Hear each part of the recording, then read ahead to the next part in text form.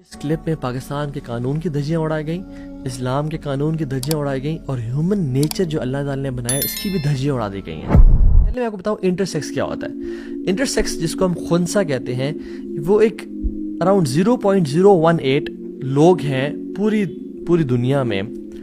جو کہ they are born with ambiguous genitalia, یعنی جن کا مرد یا عورت کا جو جینیٹل آرگن ہے یا جس آرگن سے انسان پیشاب کرتا ہے، یورینیٹ کرتا ہے، وہ ایمبیگوس ہوتا ہے، یعنی وہ واضح نہیں ہوتا،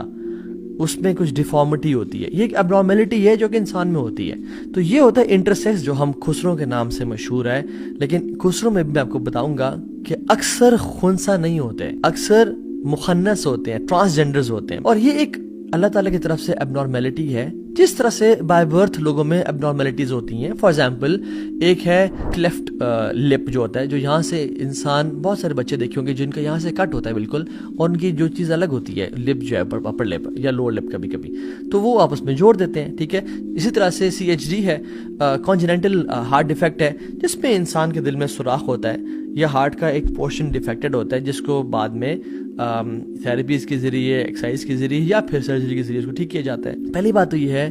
کہ اس کلپ میں پاکستان کے قانون کی دھجیاں اڑائی گئیں، اسلام کے قانون کی دھجیاں اڑائی گئیں اور ہیومن نیچر جو اللہ تعالیٰ نے بنایا اس کی بھی دھجیاں اڑا دی گئی ہیں۔ سرراہ یہ ڈرامہ ہے جس میں سرنگ کا جو سپورٹیو سو کالڈ والد صاحب ہیں، وہ اس کو انکریج کر رہے ہیں کہ بیٹا تم نے پریشان نہیں ہو رہا، تمہارے پہ بڑے مشکل وقت آنے والے ہیں، یہ معاشرہ بڑا ظالم ہے، اور جب تم بڑے ہو گئے تو تمہاری مرضی ہے کہ تم خواتین کا ڈریس پہن لو، ماما کی طرح ڈریس اپ ہو جاؤ، میک اپ کر لو، یا تمہاری مرضی ہے کہ تم فادر کی طرح ڈریس اپ کر لو، اور اس میں کوئی مسئلہ نہیں ہے بیٹا۔ اللہ اکبر۔ اگر تو وہ بایولوجیکل میل ہے، اگر تو وہ اس کے جو پرائیویٹ پارٹس ہیں وہ مرد والے ہیں،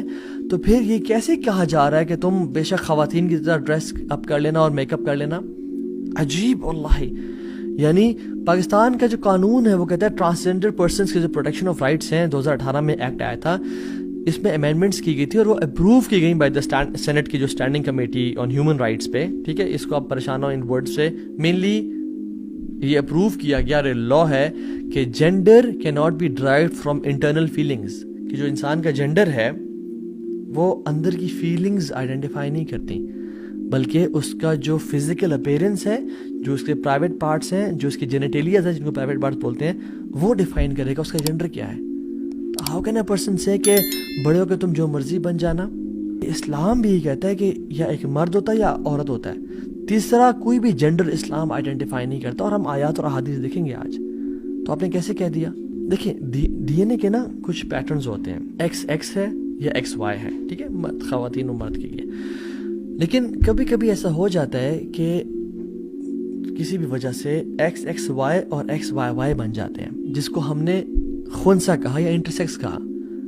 جن کے جینیٹیلیاز میں فرق آ جاتا ہے۔ تو ان کے ساتھ کیا کیا جائے گا؟ ہمارے قانون میں بھی ہے کہ ایک کمیٹی بٹھائی جائے گی ایکسپرٹس کی، ٹھیک ہے، جو کہ ان کے رائٹس کے تحت، ان میں جنرل سرجن ہوگا، فیمیل گائنیکالوجسٹ ہوگی، پلاسٹک سرجن ہوگا، ٹھیک ہے، اینڈوکرینالوجسٹ ہوگی، یورولوجسٹ ہوگا یا ہوگی، سائیکالوجسٹ ہوگا، وہ لوگ بیٹھ کے ڈیفائن کریں گے کہ اوکے یہ شخص جو ہے اس کا ایکٹیو آرگن پرائیویٹ پارٹ کون سا ہے، اور یہ مرد ہے یا عورت ہے، اور سمپل اس کی ٹریٹمنٹ کر دی جائے گی۔ یاد رکھیں جو لوگ اب نارمل ہوتے ہیں نا، وہ اسپیشل لوگ ہوتے ہیں اللہ تعالیٰ کی طرف سے، ہمیں ان کو سپورٹ کرنا چاہیے۔ بٹ انفارچونیٹلی دنیا ویسٹ کا جو ایجنڈا ہے وہ اتنا ظالم اور اتنے بدترین لوگ ہیں یہ کہ ان ڈفرینٹلی ایبلڈ لوگوں کے کندھے پہ بندوق رکھ کے اپنی خواہشات کو، اپنے ہیڈنزم کے کانسیپٹ کو کہ میری خواہش میرا پلیئر، لوگوں سے کھیل رہے ہیں۔ اللہ اکبر۔